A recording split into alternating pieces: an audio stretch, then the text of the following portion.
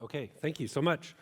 Well, good morning, and again, we apologize for the situation with the cold. My hands are freezing, so I just hope we can all get through this together. But it's great to be up here. My name is Brad. I get to be the Director of Counseling and Care here at Grace Chapel, and I'm also a licensed counselor. So I have had a private practice since 2005 and have worked with, I don't know, I could probably say hundreds at this point of couples. Been actually working with families since 1992, 93, as a youth pastor, even working with couples and families, doing premarital counseling as a youth pastor with some of my, graduates that had graduated. So also married for 21 years, my wife, Carol, she's over there.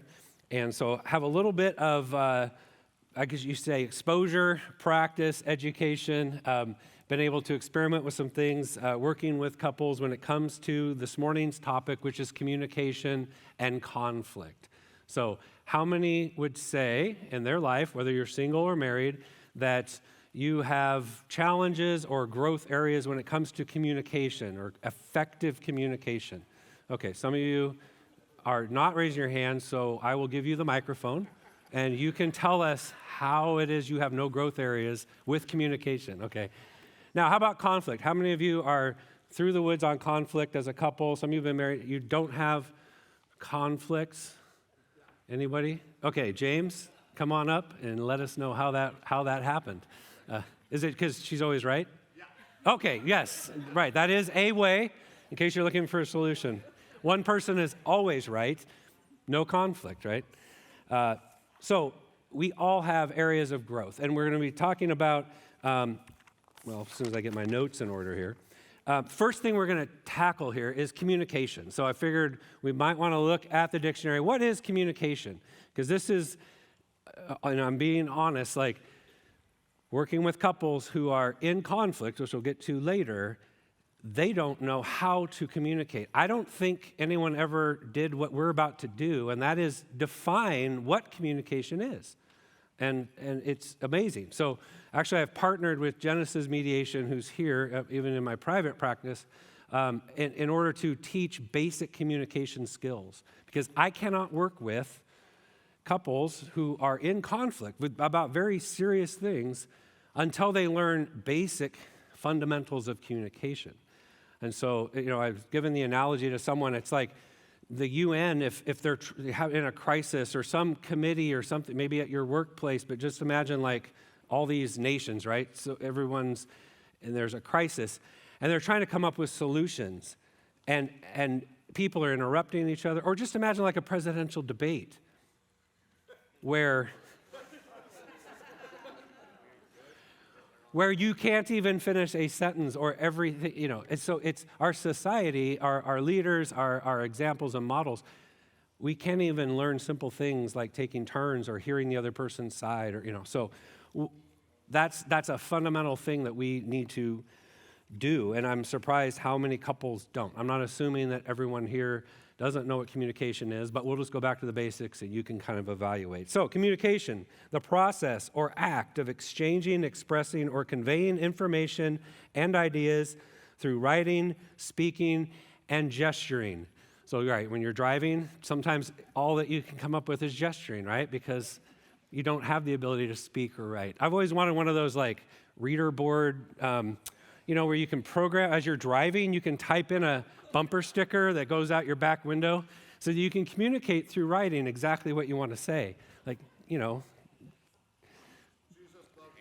Jesus loves you, and there are rules about left lane driving, right? There's a principle as well, common sense. If you're in the left lane, it's for what? It's for going the speed limit to tell everybody else there's no need to be in such a hurry. That's what I think some people believe. Or, isn't it lovely being in the left lane? And why are all these people so mad at me? I don't understand, right? I don't, wow, there's a lot of mean people in the world. So anyway, where did I go with that? Wow. I need prayer. No, the point is that when we are, wow, that wasn't even my point. So, communication, gesturing, that's what we were talking about. There we go. So, when we are attempting, when there's something in our mind, so this next slide I think is great. This is, Sean and Marina, I almost said Scott again, Sean and Marina last night, we had this game. How many have played like the I'm Thinking Of game or the 20 questions game? Or last night, there was a word on our backs, and we had to go around the room, and we could only ask yes or no questions, and we had to try to guess what was on our back, right? So my word was sink. And so I had to ask questions to try to get down to what was the word on my back. So the I'm Thinking Of game, the next slide. Next slide. That's all right. I'm thinking of. So the purpose of communication, right, is to express, exchange, or convey. So there is something in my brain, right? I'm thinking of, so let's say I am thinking of something right now.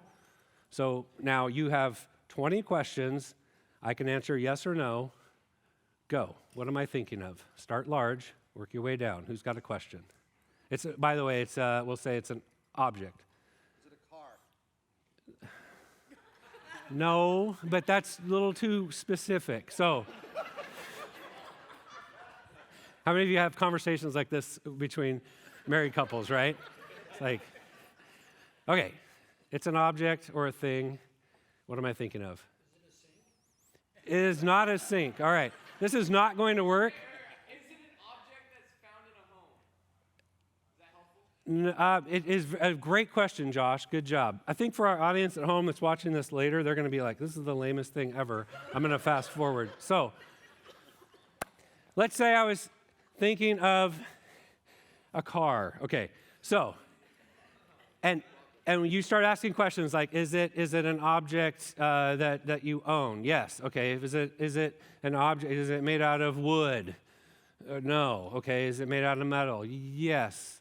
Okay. Is it all metal? No. Okay. So is it something that you use as a tool? No. Okay. Is it something that is used in transportation? Yes. Oh. Is it a train? No. But mostly metal, used in transportation. It's like, okay, do you own one? Yes. Okay. Let's see. What could it possibly be, right? And let's say I'm saying, well, it's a car. And someone else said, oh, I was thinking of a train. It's used in transportation. It's mostly made out of metal. Okay, that's fine. And why would you be thinking of a train, though? It's like, well, I wasn't thinking of a train. I was actually thinking of a car. Well, I know, but I thought it was a train. Do you see? Like, okay, we can have a conversation about how you thought it was a train, but I was actually thinking about a car, right? And so sometimes we have a miscommunication, which is when what I'm thinking is not what you're thinking, right? So I think there's another slide for that. Miscommunication. Right. So let's say I'm the guy there on the left, and all my things in my brain, I'm thinking of cars, I want to talk about cars, and my lovely partner over there is also having, based on what I'm trying to communicate, is having a different idea of what I'm trying to communicate. And so what happens in miscommunication is either one of us settle for assuming that either one, I believe that she is on the same wavelength of what I'm trying to convey, and she's not, or she thinks she's on the same wavelength as me, right? And she's not. Too personal. I know, I was going to say, this is way too, I was like, if Carol gets up and leaves, it's because this is getting way too personal. But this is fundamentally what communication is. So if you look at that photo, and for those of you at home that can't see the photo, the guy's brain is all lit up with these red neurons, and he's thinking certain things, probably sex, but who knows, maybe something else, maybe cars, maybe sports, right? Some of the stereotypical things. Of course, she's over there thinking something different. So that's when miscommunication happens, right? And we're nodding and agreeing, thinking that we're thinking the same thing, that we're on the same wavelength, and maybe even having later on conflict about what we think we're thinking when we're not even thinking that at all. Like, does that make sense? So it's important that if I'm thinking or I'm the communicator, that whatever I'm trying to convey, and again, it's not just an object, it's usually my emotion, my perspective, my heart, my values, my opinion, my interpretation of something, even of something that was said by the other person. But regardless, we need to understand that what happens in here is happening in here, right? And so communication is the attempt to try and get what's happening in here as close as possible, knowing that that other person isn't me. So like right now, I have stuff in my mind, like this makes sense to me. I'm using words, syllables, and things to try and get your brain. If you came in here thinking, oh, I know what communication is, or we operate on this idea of communication, and so as I'm using words to try and convey something to you, and you're over there going, nodding in agreement, and what you're thinking isn't what I'm thinking, then I'm not really effectively communicating. And again, this isn't about agreeing with what I'm saying. We're just trying to start with what in the world is in Brad's head when it comes to communication, and do I understand what he is saying? So rather than paying attention to whatever might be happening in your brain at this moment about communication, which is going to happen, whatever you walk in with regarding this concept, that's your concept of communication. So if I'm adding new information, you'll have to integrate that. If I'm adding information that's contrary to your understanding, you'll have to decide what you add or how you edit your understanding of communication, right? So it's happening right now. You're listening, you're processing, you're comparing subconsciously or consciously to other definitions. You're probably thinking about conflicts or communication things that are happening right now in your life.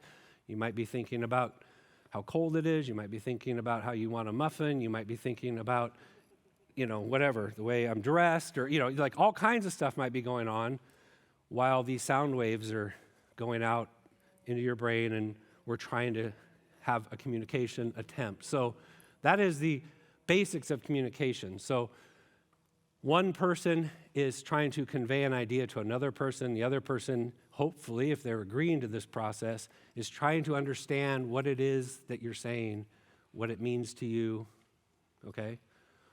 So does that make sense so far? Okay, and we could take some time and I could get some feedback, right? So what is communication? So let's try that. Who would like to summarize what I just said in a nutshell? Who's good at kind of assimilating? Maybe point out your partner. If they're good at taking a big concept, breaking it down real quick in a nutshell, who wants to feed back to me what I basically said? Be brave. Or It's an attempt to try to help your partner in an effective way communicate what is going on inside your head in a way that other persons will be able to understand, and not just assume that they're going to just get what's going on in here, and they're going to try to express it in a way Okay. and receive. Okay, thank you so much, Marcy. So she was saying communication is an attempt on your part, as the communicator in this case, to try and convey something that's going on in you with your partner, instead of just assuming that they know what's going on or otherwise, right? So it's an attempt to try and say, this is what's happening for me, right? So the art of communication is seeking to understand. So that's the receiver, right? So I'm on that side trying to go, okay, I might have ideas about what you're saying, or opinions, or even reactions, or strong, opposition to what you're saying. But if I'm truly trying to communicate or involve myself in this process, I am really seeking to understand, right? So you need someone that's open to hearing, and then seeking to be understood. Right? So that's the person that is communicating. They're seeking to be understood. So using, my wife is great, very consistent at tone of voice, right? Because so much of what we communicate is not just content, right? It's how we feel about what it is we're talking about. So it can often mislead her if I'm saying things or trying to convey something, and it comes across as a mixed message. Or maybe I am conflicted about something and she's picking that up. But she is seeking to try and understand. I would be seeking, in that case, to be understood. And so choosing words, choosing tones, choosing vocabulary that I know is not inflammatory. She doesn't like the word. What's the word? Remember, you said, I don't use that word. Use a different word recently. You don't remember. Okay. Boundaries. How many don't like the word boundaries, like as a concept, like a term, okay? And so for her, it sounds too much like, I don't know, how would you just, shutting you out, right? So it feels like walls or whatever. So we came up with, I think, like, I would hope or I would expect, or this is kind of what I'm expecting, right? She's like, okay, I can, that in her mind, right, when I'm thinking appropriate boundaries, which to me is not an inflammatory term, it just makes sense, right? But for her, it sounds like, I don't know, like barbed wire or something with like gates and like, do not enter, right? Like, don't go there, stay on your side. You know, it doesn't feel right to her because her brain lights up differently when I use that term. But if I can say, hey, I would hope that this could be respected, or, you know, please understand this is kind of a line or an expectation I have. And so if that is not met, I might get a little flustered or whatever. She's like, okay, no, that's fair. I can understand that. So again, it's the meaning of the words that's more important than the actual words. And so you just have to, again, communicate so that you come to some sort of agreement. So miscommunication occurs when this doesn't happen. I think the thing I try to tell couples is like playing catch. Like if you look at this picture of this little boy and this little girl, you know, she's got something to say, right? And so look at him. He's all ready, right? He's got his glove. And he's like, all right, I am seeking to understand. So I'm the receiver here. I've got my glove, right? I don't have a ball. I have a glove. So you're the listener. She's got something in her mind she wants to say. We need to talk, right? And he's like, all right, I'm ready. This is great. I love it when we have talks, right? So she tosses over her concept or idea or her complaint or a hurt or a cool thing that happened that day or something about the kids or whatever it might be. And as a receiver, we go, oh, it sounds to me like you had a great day, or this is a real hurtful thing, or any number of things. And that's, you know, taking turns, I made it my own term, understanding and understooding. So the catcher is the understooder, and the thrower is the understander. And then once you receive it and you let them know, this is what sounds to me like this is what you had to say. And they're like, yeah, good catch, right? This is fun. You say, okay. And then you might have a response to that, right? You might say, oh, okay, I also had a good day, once you convey, instead of, hey, I had a good day, me too. It's like badminton, right? Hey, that really hurt my feelings. Well, you should see what you did yesterday, right? Or, you know, hey, this is really upsetting to me about the kids. Like, oh, tell me about it. I had also a super difficult time with this kid or whatever. It's like, are we really playing catch, or are we just batting ideas back and forth or countering each other? So the concept in our minds when we're trying to communicate is we have an understander and understooder, and we can take turns. So it might be that you're just a catcher, right? That's all you're doing. And she's just pew, pew, pew, pew, like a pitching machine, right? And you're just bam, bam, bam, bam, bam, bam, okay? And that's like venting, right? Really listening. And we can talk a little bit about, at another time, probably about empathic listening. We don't have time to get into that. But it might be that you are the understooder because they got a lot to say, a lot going on. And then it might be, hopefully, that in time or at the right time, you take turns. Maybe you have some things to say in response. But that's the basic idea of communication or effective communication, is that, again, one person is trying to convey something, the other person's receiving it and communicating back in some way so that the person can say, yes, that's exactly what I was saying, what I meant, what I felt. We clear so far? This is like really basic stuff, but it's amazing once our emotions get involved, it just all kind of goes out the window. And then all we're doing is like what we call like DBT work, which is like just managing your emotions, trying to get out of what the Gottmans, you'll hear about them a little later, they research marriage. It's called flooding. When you get so flustered, none of this rational taking turn stuff matters. So you cannot manage conflict if either of you is elevated emotionally. So the best way to de-escalate emotion is to get down and just listen. Let it happen. Let it happen. Don't react. Okay. So let's say that we do effective communication. I've got a complaint or an idea or a request or something in my mind. My partner receives that, understands it, and theirs is different. So we've communicated effectively. I'm thinking of an apple, I think it's an apple. Well, I think it's an orange. Okay, so what do we do now? So you're telling me this piece of fruit with this kind of skin and this thing is like, I'm seeing an apple. Yeah, well, sorry, bud. It's an orange. And here's why. And it's like, wow, this is really odd.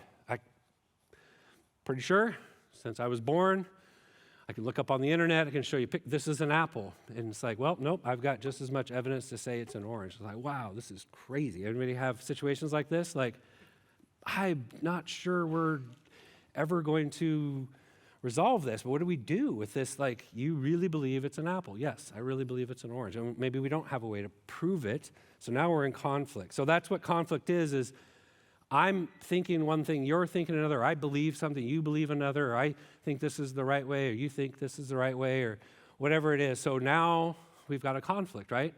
It could be something minor. Like Mike used the example of what if, he wanted, she wanted Chinese food. What did he want? Mexican, that's right. Okay, so it's like, oh, I thought we were going out for Chinese. Well, I thought we were going out for Mexican. So what are we going to do, right? It's hopefully a minor thing. But sometimes it can be something very major. But nevertheless, it's a conflict. So this is a tool that I use with my clients. It's the relationship airways. And when we get in a relationship, it's similar to like buying tickets to, let's say, Hawaii, right? It's happily ever after. So we got our tickets, we're married, and we're off to, happily ever after. And so it's so exciting, we're in our seats, and the captain comes on, and we're about ready to launch. And I'm actually doing a wedding today. I won't be here this evening. I'm actually launching this couple into their happily ever after. I'll be standing up there in my suit and be doing the thing, and they're going to be all excited, and they're prepared, so they think, and they're going to go on into decades, right, of marital bliss. So that's kind of like getting these tickets to this great destination, right? So Hawaii is happily ever after, and here we go, and we take off, right? And as we take off, as much of hopes and dreams and as safe and has routine or whatever as this might be, it's inevitable when you're flying in an airplane. It's same thing when you're in a relationship, something inevitable happens. So what happens when you're flying is what? What's the turbulence? Exactly. Now, so in a relationship, we're going to have a conflict or a disagreement. We're not going to see something eye to eye. We're going to have two different assumptions or expectations or whatever. So it's like turbulence. Now, how many of you, during turbulence, being honest, you kind of freak out a little bit? Like it's not the most comfortable thing. All right, we got a few, right? So there's like kind of two extremes, right? One is, we're all going to die. Oh my gosh, oh, I just knew it. Like this is awful, and it's, they're looking for the airbags to come down or, grabbing. My son and I were on a flight to Chicago a few years ago, and we were just about 30 minutes outside of Chicago, and they just made an announcement, and it was late night flight, and my son and I got split up, so he's a couple rows ahead of me, and there was a lady next to me. I didn't even introduce myself. We were just sitting there, and all of a sudden, I'd never been in turbulence like this, and bam, it felt like we hit something. It felt like we were in a train and just like went through, I don't know, a semi-truck. Bam, and the whole plane just dropped, and next thing I know, she grabs my arm and screams and like hugged me. Complete stranger, right? And then we thought we were going to die. To be frank, I'd never experienced anything like that. And then the captain came on right away. He's like, hey, we just hit turbulence, putting on the seatbelts. And, we're like, and how many engines fell off? Like, what just happened? I don't know. How many of you experienced turbulence like that? Where I didn't know. I'm used to like bumps, but not like midair crashes. Like, it was scary. And so I texted my son. I'm like, the lady next to me literally just grabbed my arm and screamed. And he texts back, same. He's a big guy too, so they just, anyway. So there's different levels of turbulence, and we all have different reactions to it. Some of us have that kind of reaction when it just starts to, other people are just annoyed, they pick up their drink, keep reading, Just wait for it to, and the person next to him is like, oh my gosh, right? And so based on your family of origin or where you come from and all that, you might think of that way about conflict. Uh-oh, we have a disagreement. And you might kind of freak out. Other people are like, oh, this is great. I love, like Skylar last night, if you were here, he's like, he loves a great debate, right? Oh, we have conflict, great. This will be fun, right? But not everybody's built that way. So we take that into account. So when turbulence starts, we can respond with trying to just emotionally regulate so that we can work through this. And usually, once you put your seatbelts on, maybe the pilot in airline, he'll change course or go up or go down to kind of avoid this and kind of make it through. As long as no one freaks out, smooth sailing again, right? Okay, that was a difference. We work through it and we move on. Sometimes, though, it is like that drop. And that's usually when it's a moral issue or we make it a moral issue. So when we think, whether it is or not, right or wrong, that's when this thing, boom, and we have a response like, uh-oh, something's serious here. There's like a literal moral issue. Someone has lied or cheated or said something, or acted in a sinful way. And this is where it gets, you have to kind of, again, navigate through this a little bit. But when it is clearly a moral issue, that's a different story. Now, you can handle that, and some people, in fact, you'll hear, if you're ever been through like a betrayal of any kind or brokenness, Greg and Lynn Bruce are here to do a workshop today after this. When things are a moral failure, or it doesn't even have to be a sexual moral failure, but any kind of like, wow, we are experiencing something in our marriage that is serious, and we may need to recruit some outside help. When this is a disagreement or a conflict or a hurt or a pain that we might need to get through. So it is a different issue than just Chinese and Mexican or other disagreements, which way the toilet paper roll goes or how to load the dishwasher or any number of moral issues like that, right? Because there is a right way and a wrong way, where it would be, it would be wrong for us to go to your family this year for Christmas versus my family. So you see the idea is we'll talk about this, is some issues are moral, some issues are not. But what happens is if we are in a moral situation, there is hope and there is help, and you'll hear an incredible testimony. I encourage you, if you have any past or present issues where you've been through a moral failure or something that is very significant, that you go to their workshop in order to hear how to navigate through that you don't have to crash. You can come back up, and they have a beautiful testimony of how God carried them through that. But what happens if we moralize, and maybe it's not a moral issue, is we feel it's like, well, I'm right and they're wrong. So if I believe I'm right, again, in my brain, I'm right about something, then it feels morally wrong to concede, correct? It's like I'm standing for what's right or true or logical, or like it's reality, and they're not. So then that leads to the very next level, which is to villainize, right? Because if I'm right and they're wrong, and they're actually arguing for what's wrong, what does that make them? Someone bad or dumb, or I'm the victim, they're the perpetrator, right? So those are labels that, again, if you've been victimized with a perpetrator, that would be accurate. That's a moral issue. But if you believe that because you have a difference of opinion or a difference of values, that morally somehow that person is a perpetrator or a jerk or stupid or any number of labels, where you begin to see them in confused with what they're saying or their idea or their preference or even what they value, now we're in a nosedive relationally speaking, because even the Bible says, what good does, how can Beelzebub, right, be in fellowship with Christ? It's right versus wrong. And so once we villainize, it automatically, and again, we can commentate on our society, but we begin to polarize because we see them as the other, if they're actually standing for things that are wrong. And so I would argue most situations are not a matter of right and wrong. They're a matter of differences, which I may feel strongly about, which needs to be communicated, but not crusaded for or, fought for as if it is a moral issue. What I remind people is, imagine Jesus on the cross, and he's, Father, forgive them and know what they do. I'm going to go through this. I'm dying for the sins of the world. And I hope that, Carol, through my sacrifice, will learn how to load the dishwasher correctly. Because, Father, for this reason, I've come to this earth, right?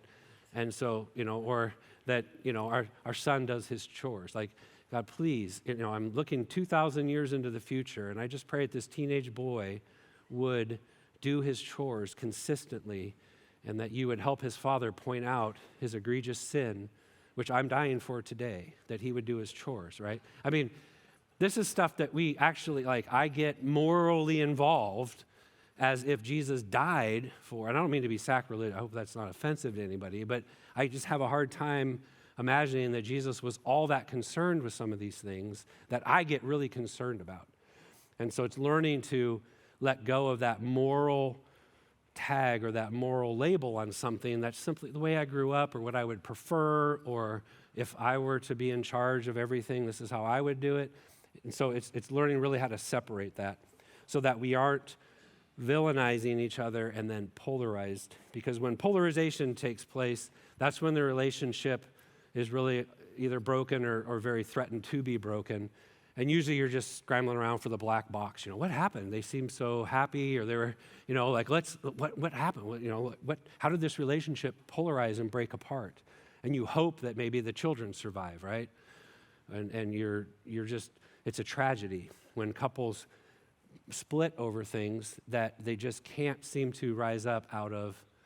And oftentimes it's disagreements over non-moral things. I mean, yes, deeply held values or perspectives, but not necessarily even moral issues. And there are times when a moral issue will divide a marriage. It's not safe for either or both to be in that relationship, and we can deal with those. But most of us are in situations and in conflicts where it might not be an issue of morality. So this is a way to kind of keep it from dropping below turbulence. So amoral are my preferences, my opinions, even values, which that teeters on morality. So it could feel to me like it's a moral issue, but it really is a deeply held value. My wants, my perspective, etc. So I encourage couples, decide, is this a moral issue? And kind of have a conversation about, is this just a real strong opinion or a perspective? Keep it above that moral issue as much as possible. I would say 95%, most couples, is amoral issues. And that'll keep it from feeling like we are about to die, right? And that's when the emotion gets involved, I get flooded, and we can't really come up with solutions. Moral is things like sin, morality, legal, ethical issues. So these are a little more weighty issues, and those will come. I'm not saying if you're in a relationship, you'll never have moral issues, but they are a lot less than we tend, in my experience, to focus on or have to deal with. So that's a way to keep it up above the danger zone. Okay. So let's say now we've clearly communicated, we have a difference, and let's say it's not a moral issue, it's in that 90% of amoral issues. What do we do? And we'll get a lot more practical. Another workshop that's happening after this is communication and conflict management by Andrew Arthur, who's from Genesis Mediation. And so he'll be breaking this down even more. So if you find yourself resonating with this next part, I would encourage you to go to his workshop and learn the tools of how to more effectively communicate and to manage your conflict. So let's say we have differences, right? So it's like two extremes, apples and oranges, different perspectives. So on one end of this extreme is just to, if you're in a conflict or a disagreement, is to just suppress and go passive, right? James's approach to marriage. You're right, dear. Right? Problem solved, right? So either in a particular conflict, or maybe your personality, or again, family of origin. Some of you might be conflict avoidant. So you tend to be off on the left side of that balance, right? I tend to suppress my ideas, my wants, my needs, and defer to their wants, their needs, their perspective at my expense. On the other end of that spectrum is the person that is very confident in what they think and feel and believe and want and their interpretation and their rights and all those things. And so if you get too far out, they're very aggressive or hostile, right? And that's a person that is confident in, and they will assert themselves or even be aggressive or hostile. So somewhere in the middle is this balance called what we call assertiveness, which is where I'm well aware of what I want and need and my interpretation and my perspective. I'm also aware of and accounting for their perspective. So but I'm seeking this balance, right? So we could clearly communicate, well, I want this or I think this, and they're like, well, I want this and I think this. So the idea is that each of you can acknowledge that and seek some sort of balance. So I tell people all the time, like, you may tend to kind of be over here and kind of be this style, so you're going to probably have to work at understanding more of their perspective, right? Because you're definitely locked into yours, but in order to kind of balance this out, you need to take also into account their perspective, because you guys are partners, right? You're not enemies. This isn't about winning the fight. This is about being one and trying to figure out, okay, we have differences. And again, these are non-moral issues. These maybe are values or preferences or desires or visions that you have or hopes or dreams. And so you're like, okay, well, I know what my hopes and dreams are. And I think, Sean and Marina did a great job last night in their workshop, because that's what I attended, of talking about, like, well, if she wants to do a ministry other than her husband, she has to identify that and communicate that. And then he was like, well, but we agreed to this. And so he had to adjust it and go, well, she would really like to do this. And so they had to figure out, okay, well, what was going to work for us? Because they're partners. They don't want to be in conflict over this. They want to navigate through their differences. So on the two extremes, I think it's yes. So this is, if I'm too much about my value and worth, my rights, my needs, my wants, my convictions at their expense, I'm moving towards aggression and hostility, or you could come up with other words, right?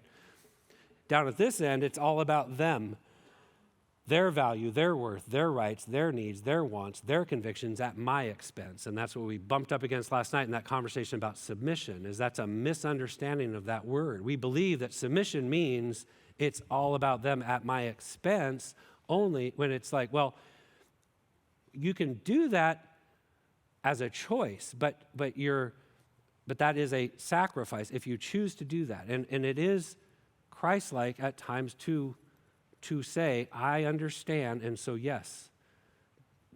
Rather than me campaigning for Mexican food, I will defer to you and we will have Chinese food.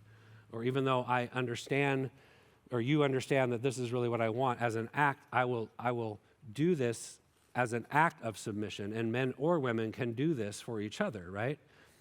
But the other thing is, Jesus himself, when like, pick an example like Nazareth, they were like ready to crucify him right then and there, and he was not ready. So he didn't say like, okay, well, I came to die and give my life as a sacrifice, and so even though I don't think it's time right now, I will defer to you all. Go ahead, I'm here to be a sacrifice. No, he was over here. He wasn't aggressive and hostile, but he stood his ground and got the heck out of there. It wasn't his time yet. He stood up for, what he knew was right or what he valued. So when it comes to this, I tell people, have kind of these brackets. I don't know if it came out on this. No.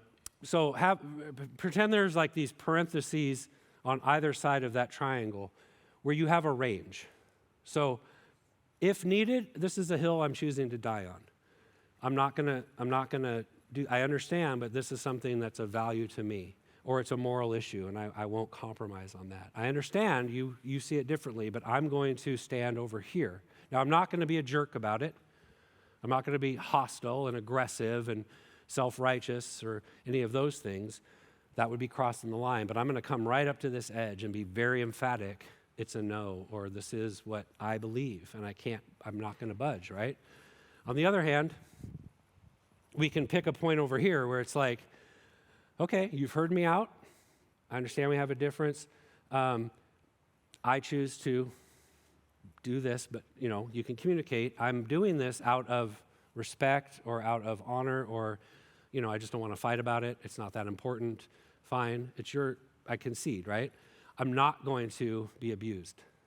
I'm not going to be disrespected. I'm not going to be a doormat. I'm not going to be this oppressed or suppressed person, right? That would be unhealthy, but I will make a willful choice to go your way, even though it's an expense at mine. And I choose to do that, right? So we can kind of pick those places depending on your situation, but that's my encouragement to folks, is that you kind of find that outer barrier. And the hope is kind of like a bell curve, that very rarely would you ever have to be aggressive. Now, there might be situations for safety or things where it's kill or be killed, like you may have to. When Jesus drove out the money changer or whatever, it was a pretty hostile act, right?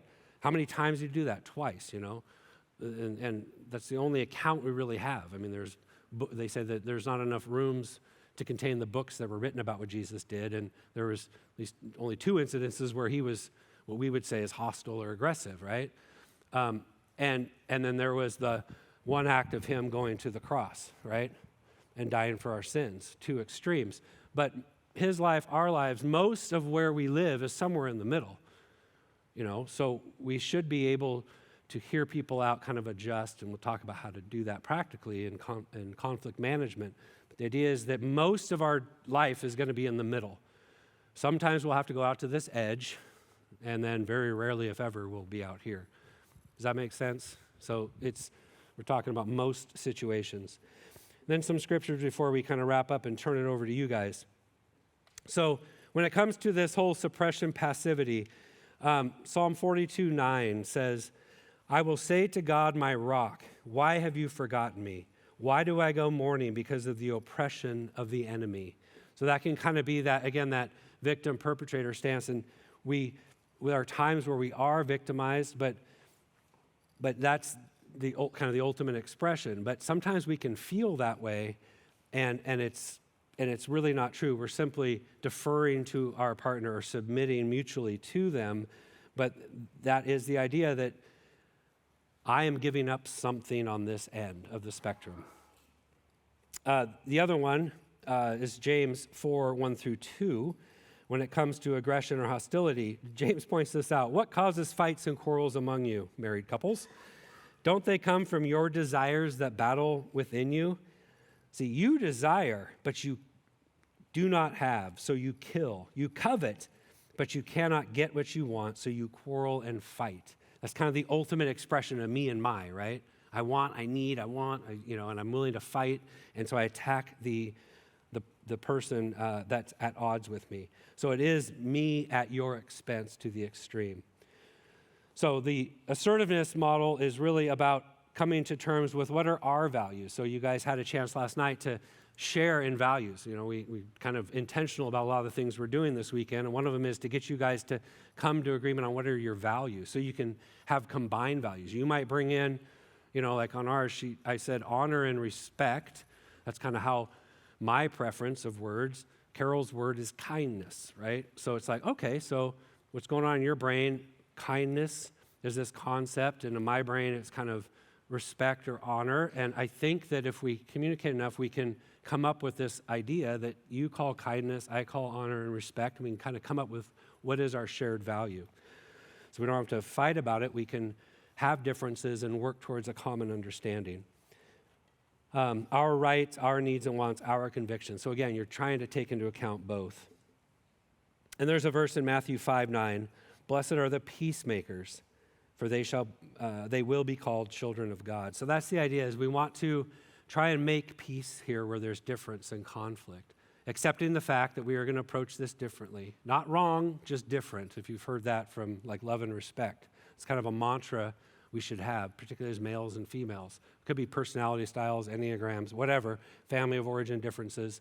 But you can say, you know what, I'm going to choose to believe this is not wrong, moral, it's just different preference. So let's have a conversation. Let's figure this out.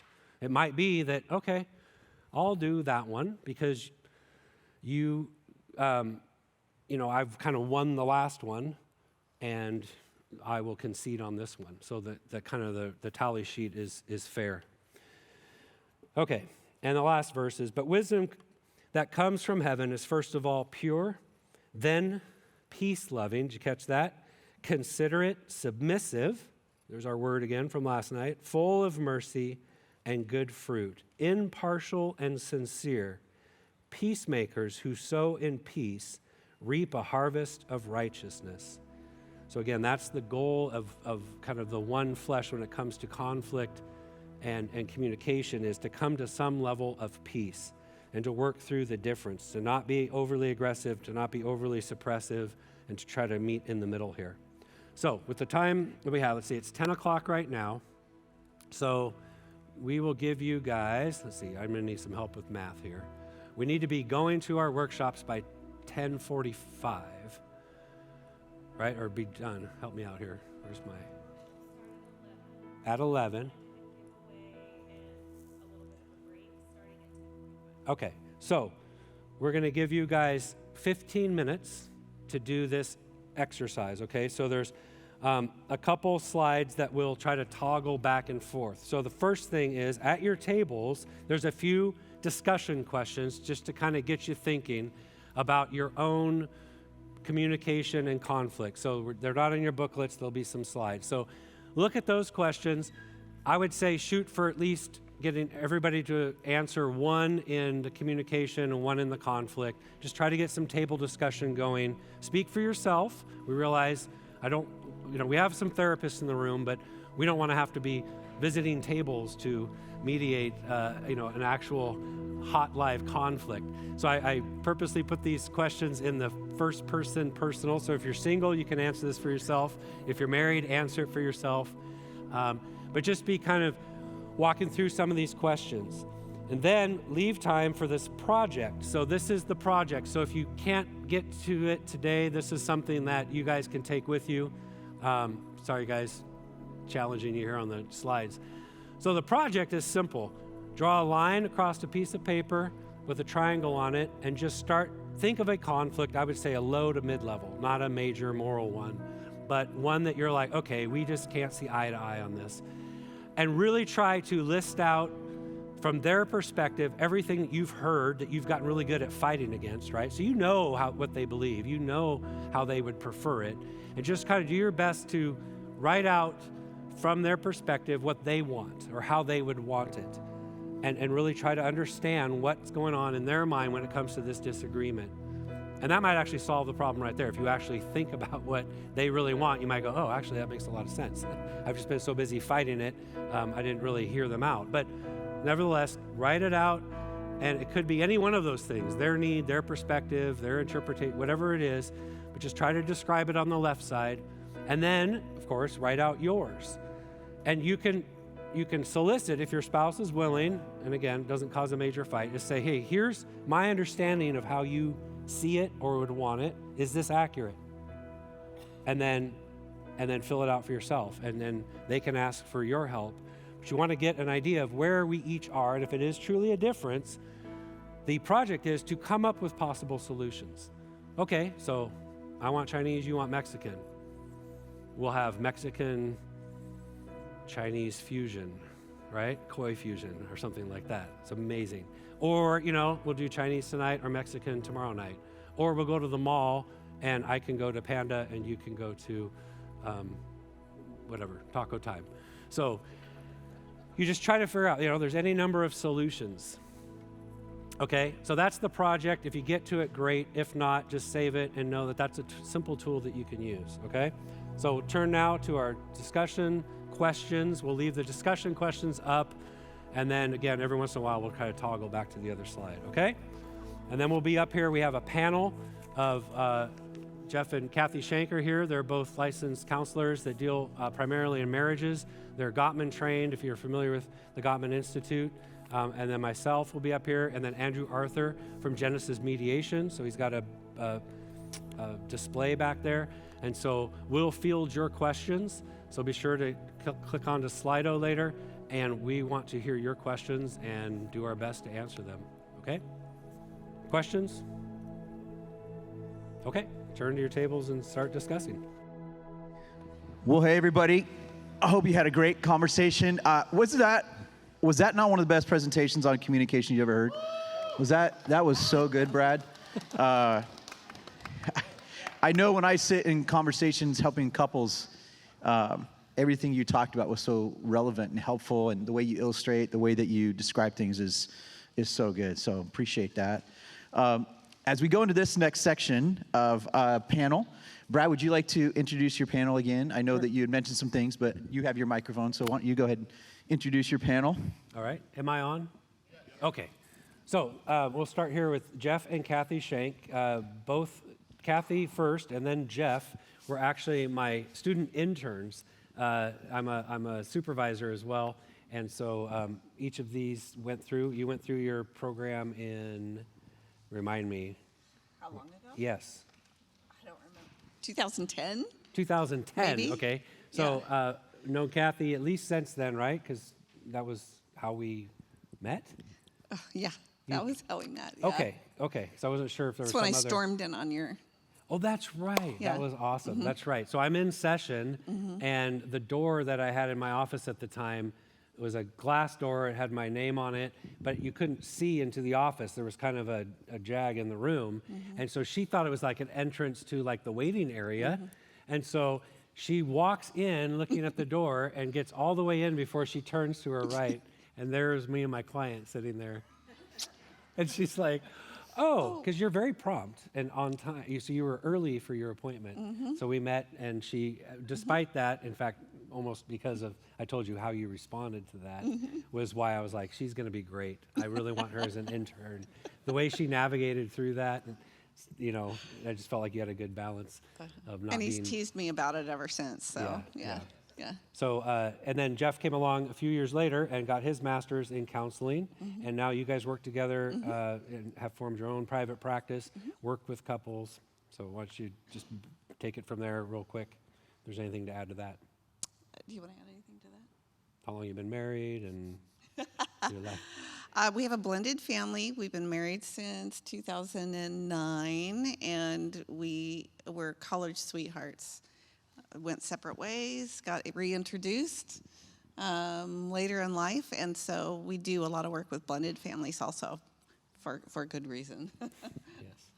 Yes. We currently have children and grandchildren living with us, so we're also dealing with kind of the fallout from the pandemic changes that happened to many people. And we do workshops once or twice a year for couples, and I don't know what else to say. Okay, That's good. cool. Pass And it then on. this is Andrew Arthur with Genesis Mediation. Why don't you tell us a little bit about yourself as well? And Married. I also have blended family. My remarriage, I've been married about 1.5 years with my current wife. I'm a mediator now, so I work with people in conflict all day long, working on communication, listening, and conflict management, skill building.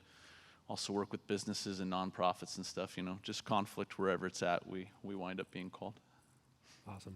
Well, my hope was to be able to provide both from our personal lives, but also professionally, some of your questions. So if you have questions, you know, maybe you're stuck or whatever, just please ask us. And, you know, there's lots of experience here to solicit. So that's great. So here's the first questions. These are great questions. You guys keep sending them in, by the way, and vote questions up that you resonate with. The first question is this one: how do you create healthy communication patterns? How do you create healthy communication patterns?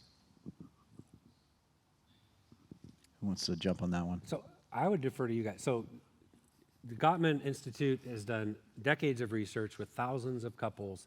They have a saying: there's the masters and the disasters when it comes to communication, or, well, for couples in general. So how would you describe, I think the question in Gottman language is, what are the characteristics of the masters when it comes to conflict? What are their patterns and habits? What are some of them? So that's a workshop question. Oh, by the way, they have a workshop commercial, and these yellow pages are in the back on the resource table. It's coming up in February, so they will elaborate much more on these, but go ahead. That question is really hard to answer because, I mean, we could talk about what the patterns are. That would be an hour, couple-hour conversation. The short answer to that would be learning the tools, like coming to this kind of a conference where you're learning communication tools and how to develop healthy communication patterns would be what Gottman say are small things often. Take something that you learn and be consistent with it, right? It's like learning a sport or learning a musical instrument. Does anybody here play an instrument? Or, or learning a new skill at work where you're not very good at it, right, to begin with, or if you pick up an instrument, you can't beautifully play it, and it's the same way with these kind of tools. You're not gonna be very good at it when you learn something new, but if you practice it over and over and over and give a little grace for not being great at it in the beginning, that's how you can develop a healthy communication pattern. The things Brad's talking about, the playing catch, the listener, and the understanding versus understood, and taking turns, and also the knowing your values. That's huge, because you're reacting to things from the values that you have. So those are really important foundations for good communication. I love what you're saying about skill building and going to the gym and something repetitive. But if I were to point to one thing, I would say in listening and validation. If you can become a better listener, active listening is just the tip of the iceberg, because that's something that you can quantitatively see with your eyes. Oh, someone's not listening to me because they're not staring at me, or their body's positioned away from me, things like that. But if you can get to the intrinsic parts of listening for content, meaning the unsaid, yourself, what's going on with you during that time, and then learn to validate somebody, those two things are so helpful in establishing great communication patterns. So Carol's, my wife, is right. She said what you just said. Validation is so important. So I'll try to work on that. All right. So this is really interesting. So I'm noticing, and the rest of you guys can see it on your Slidos as well too, but there's two questions that are quickly emerging to the top. And I think both of these are different questions, but they can kind of relate. So let me ask the first question, and then I'm going to ask kind of the second one too. First question is this: how have you navigated conflicts that feel like they keep going in circles? So think about that one. The second question I'm going to tee up, but we'll get to it specifically, but just so you can be processing. What would you recommend doing if you keep talking about the same things or the same issues and nothing changes? So different questions, but there may be a way that if you knew these questions ahead of time, you can draw a correlation. So first question is, how have you navigated conflicts that feel like they keep going in circles?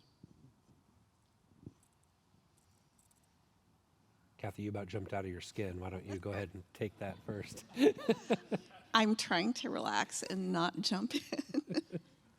This stuff gets me really excited because we've taken the tools and we apply them to our lives and see the difference. The conversations that keep going in circles, one of the things that we have learned very well, and Brad mentioned it briefly, was this thing called flooding or diffuse physiological arousal.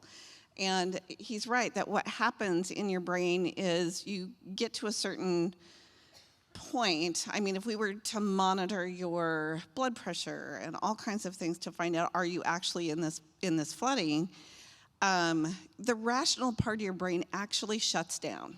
It actually shuts down. So those conversations that go round and round and round and escalate and they don't go anywhere is probably because that's happening to one or both of you.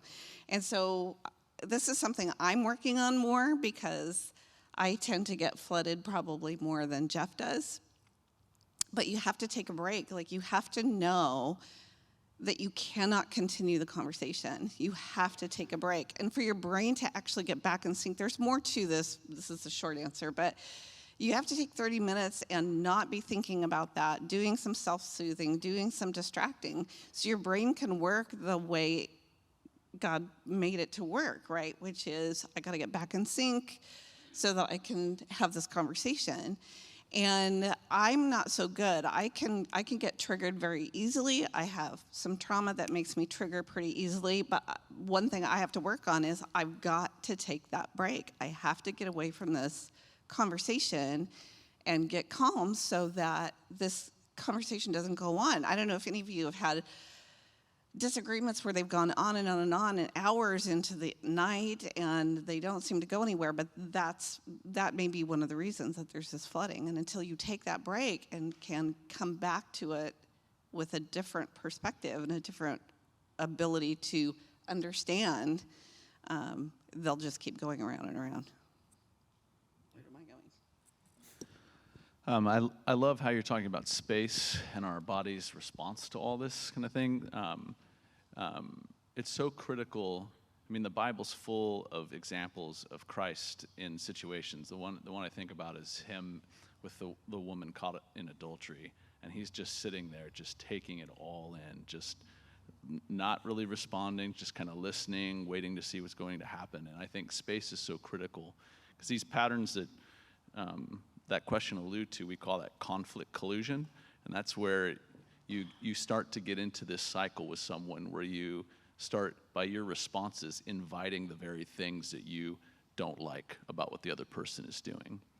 And so it keeps on going, and the only way to get out of that is to step out, practice some space, and then the other thing that we see in couples is just grace disappears. I mean, Gottman calls it contempt, right?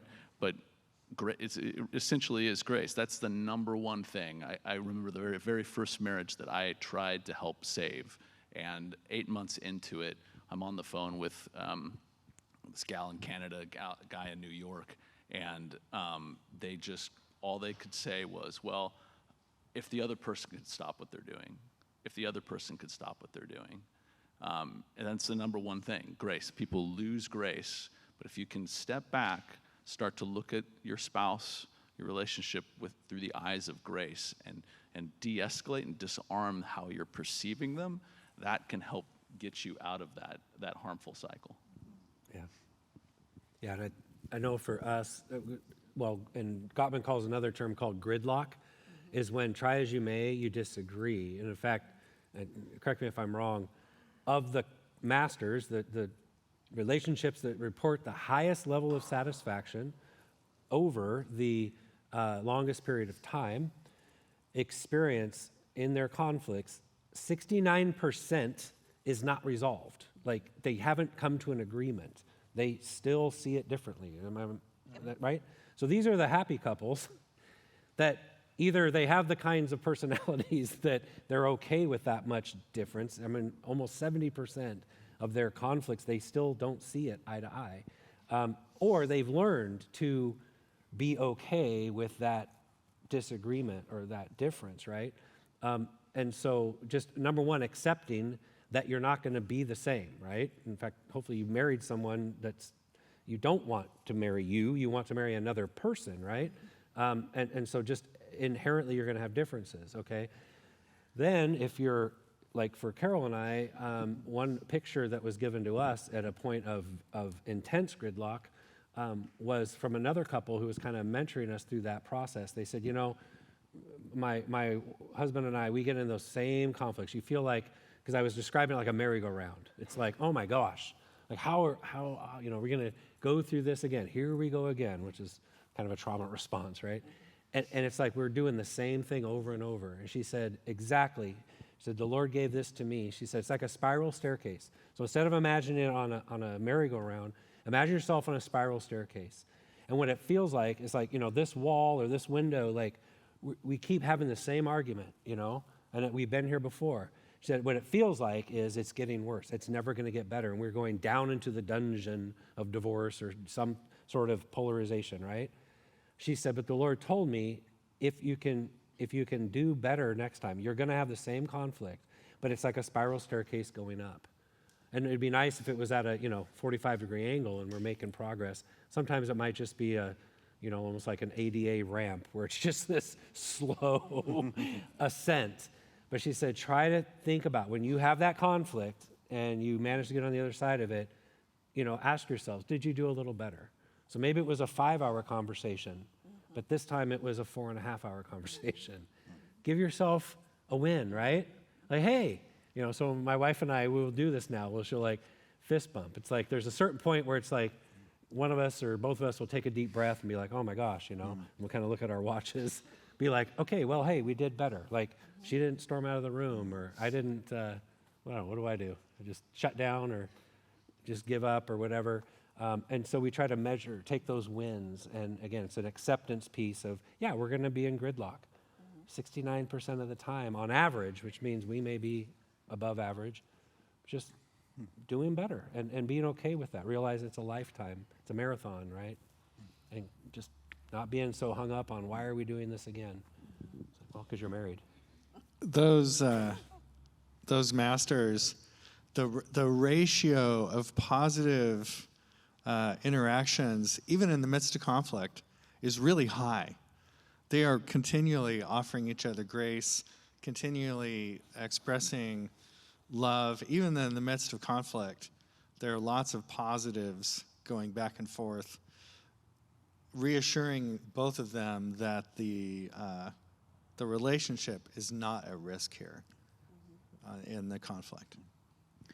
Brad, I'm just going to add, and this is probably the only time I'll comment on this, but just in my experience, I'm not trained to be licensed therapist, but my experience as a pastor is, so I'll bring a spiritual dynamic. There's always a spiritual battle. Always. Always, always, always. And one of the things that I see oftentimes, how many of you here have ever been in a situation where your spouse says something to you and it offended you? Anybody here? Probably every hand could go up, right? Yes. And what I've realized is this, that there's actually a spirit of offense. It's a demonic spirit. It becomes a stronghold. And I think oftentimes marriages are in strongholds where there's a spirit of offense. And what happens is a lot of the cycles that you're trying to break out of is because there's a spirit of offense that's holding you. And what happens is there's a solution that I'll get to in about 2 seconds. But what happens when you carry a spirit of offense, you take on the persona of being the victim. You take on the persona. So then what happens is my listening is I'm not listening with understanding anymore. I'm listening. The spirit that has that stronghold of offense on me, I'm always offended. I'm always offended. I'm always offended. I can't believe they said that. Even a lot of times that's just maybe they were communicating something. They weren't trying to be offensive. That's just, sometimes people say it. They didn't mean it that way, but you hear it. So now you're living with an offense. Your heart becomes bitter. An offended person who lives with the spirit of offense will always inherit a hard heart. And a hard heart never has ears to hear, because it's spending more time when it's listening, building the case to justify the hard heart. Does that make sense? And so you stay in a circle. What you can't break out of is like, I'm listening not to understand. I'm listening to build my case to justify why I get to be offended. And that will keep you in a stronghold that you can't break out of. And so the solution to that is spiritual, of course, but in 1 Corinthians 13 it talks about love. Love is patient, love is kind, love is gentle, the whole list.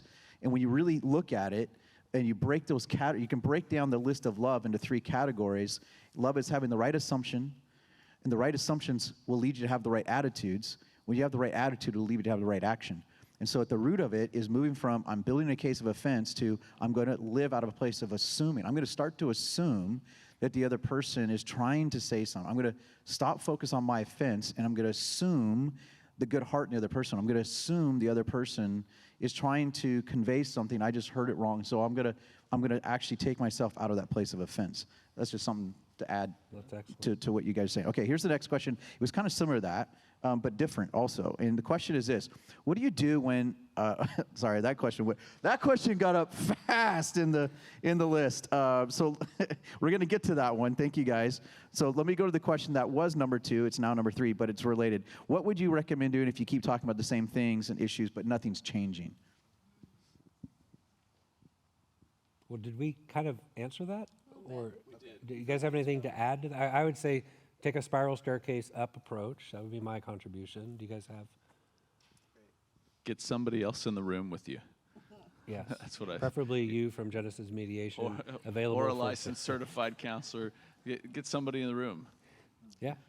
Take that distance when you get that distance and write out the things that are important about whatever it is you're arguing about. Make a list of the values and those things. Yeah. Can I say one other thing? You know, Mike, I loved what you had to say there because it's so true that conflict at its core calls into question our identity. And when we lose sight of our identity, and it's our identity with Christ, and then what we believe about the other person, that's when these roots of offense take place. That's good. That's really good. So, which is where forgiveness comes in, and all those conversations. So, here's the question that just shot to the top, and I love this question, and I think it's a really important question. What do you do when the husband wants sex more often than the wife, or vice versa? There we go. I think Brad should feel that Look at way. the. So how many would like a break? And we can come back. No. It's.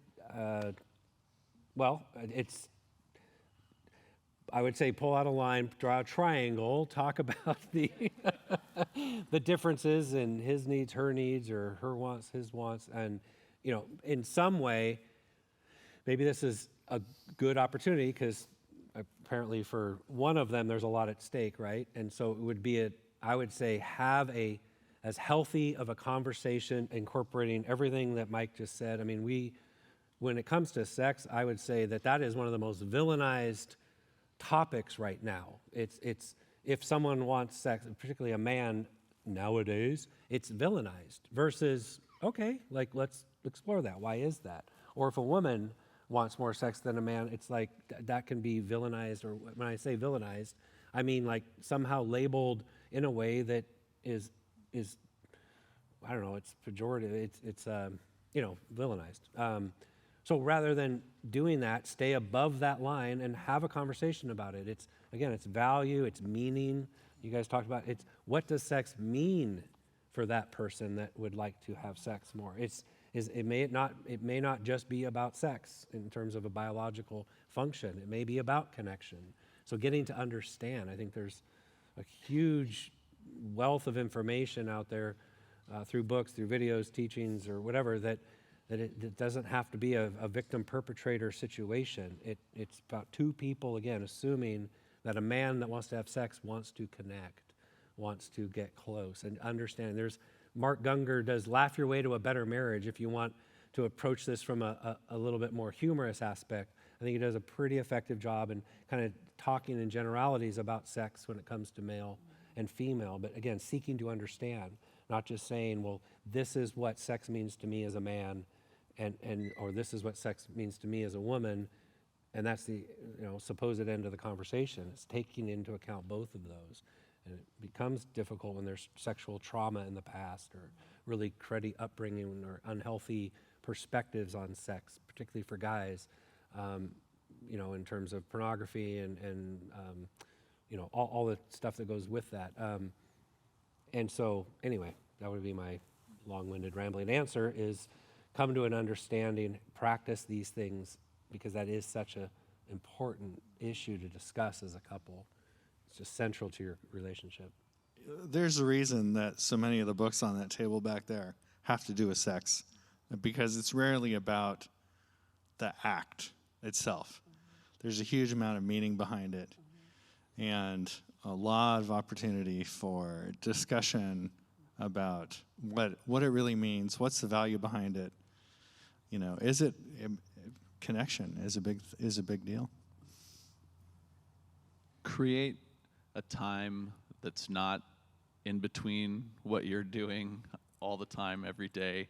Create a space for it. Have the conversation in an intentional and fun way, because I've just noticed when I work with couples that sex often gets talked with in between everything else, and it's rushed through. No one's taken the time to prepare for it.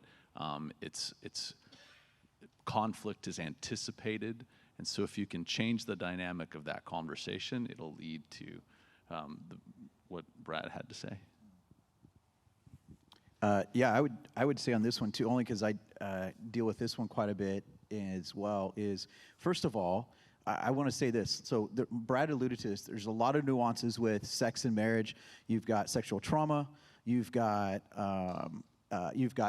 love languages. You've got seasons of life.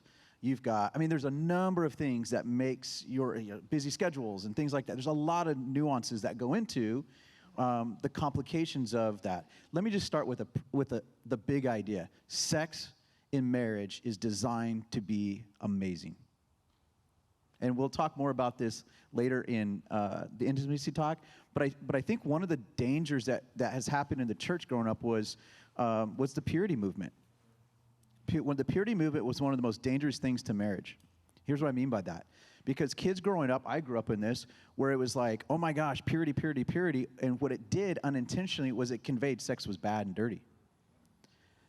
And so when I sit down with couples, I actually have couples that, again, without sexual trauma, without, love languages, and without seasons of life, busy, and all those kind of things, is theologically have the right understanding of sex. Start with the right theological foundation that sex and marriage is meant to be a beautiful thing. And Paul talks about, and this is a hard one, Paul talks about meeting each other's sexual appetites and sexual needs. And honestly, he goes as far as to say that your body is the other one's, and their body is yours. Now, that can be taken very abusively, very abusively. So that's why I caution saying that. But in a healthy marriage, sexual needs are meant to be satisfied within each other, which is where communication, which is this session, later on we'll talk about intimacy, but communication is vital to your sexuality. If you're not talking about it and talking through it, then you're not going to get to the healthy place with that. So that's the only caveat I would say in all of those things. It's amazing. You should have a beautiful vision for your sexuality in your marriage, that you're saying, God, help us get there. And I think, too, a lot of prayer goes into these situations. Asking God's advice and wisdom in each of the unique times with that. Okay, here's another question I think is really good. For sake of time, Mike, this might. Yeah, I saw you guys got a couple minutes here. So here's a good question. Does all conflict need to be resolved? Is it possible to have unresolved conflict without it leading to broken relationships? Can you say that one more time? Read that one more time. Yeah. Does all conflict need to be resolved? Is it possible to have unresolved conflict without it leading to broken relationships? That's a good question. Yes, it's possible to not have every conflict resolved. We coin it as alignment, and that's living and loving someone and going in the same direction. Conflict is not good or bad. It's what you do with it. It's opportunity, right? It's how you frame it. It's how you work through it. So I say invite and allow space for conflict because it's growth. So Brad talked about it just a minute ago, that 69% of the things that you're going to have conflict about are going to be unresolvable. So that's across the board. It's due to family of origin, culture, values, beliefs, experiences. All those things are going to contribute to that. And so what he was talking about today is really important, the listening to understand. I don't have to agree with you, but my job is to understand your perspective so that it gets us, if it's a resolvable issue, it's going to get us closer to that resolution. But if it's not, it's going to get us just another step closer to understanding so that we can make decisions based on that, or we can have better conversations about them. For us, we see money very differently. That's an unresolved issue that we deal with all the time based on my life, which was a lot of loss and a lot of grief and people passing away. And so money to me is an opportunity for making memories. It's for legacy. It's, and for him, it's a tool and it's security, and we need to, every penny has a job. And so that's very different, but we can still take one more step towards understanding each other and manage it, even if it's not completely resolvable. I also think it's really important to remember that conflict is a way to build intimacy for that reason, for the very things that Brad was talking about, that the more we listen and understand, the more I can understand your perspective without, I don't have to agree with it. I know you better. I'm going to know my spouse more deeply because we're talking through really hard things and I'm understanding you more. And so conflict, and you were just saying, is an opportunity. It's an opportunity to build connection. It's an opportunity to actually strengthen and have more emotional connection, more deeper intimacy.